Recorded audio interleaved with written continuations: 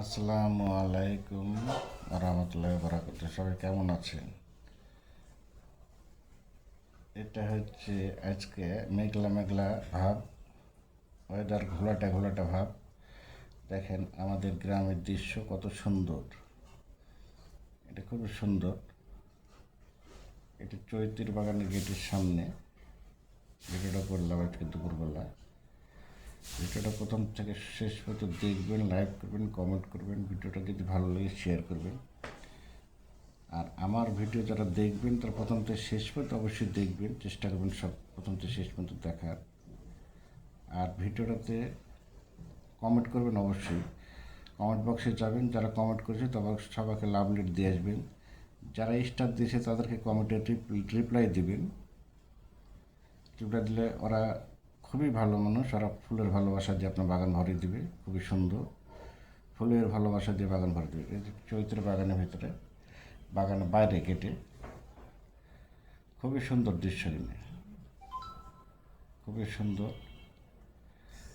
এই সাইড দিয়ে দেন কত সুন্দর সবুজ, এত সুন্দর দৃশ্য না। আর আবহাওয়াটা এত, ওয়েদার এত সুন্দর, ভালো নাই বৃষ্টি আজকে, কিন্তু খুব সুন্দর আবহাওয়া। মেঘলা মেঘলা আবহাওয়া হলে খুব সুন্দর। এটা হচ্ছে আমার বাড়ির রাস্তা, সামনে যে আমার বাড়ি।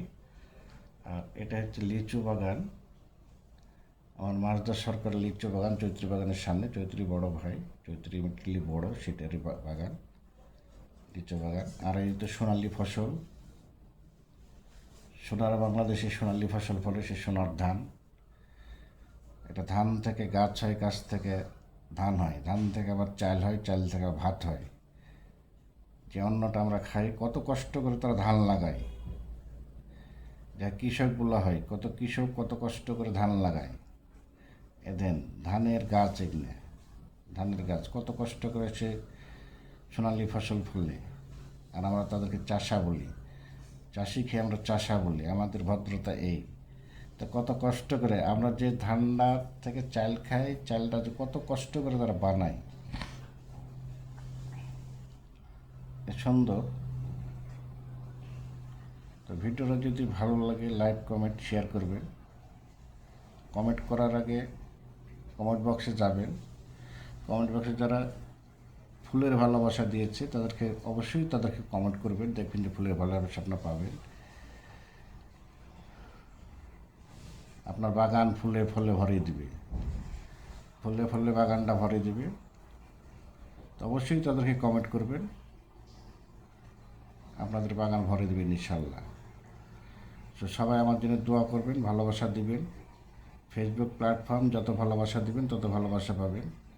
আর ভিডিওটা দেখার পরে একটা কমেন্ট করে জানাবেন। সবাইকে ধন্যবাদ জানিয়ে শেষ করছি। আল্লাহ হাফেজ।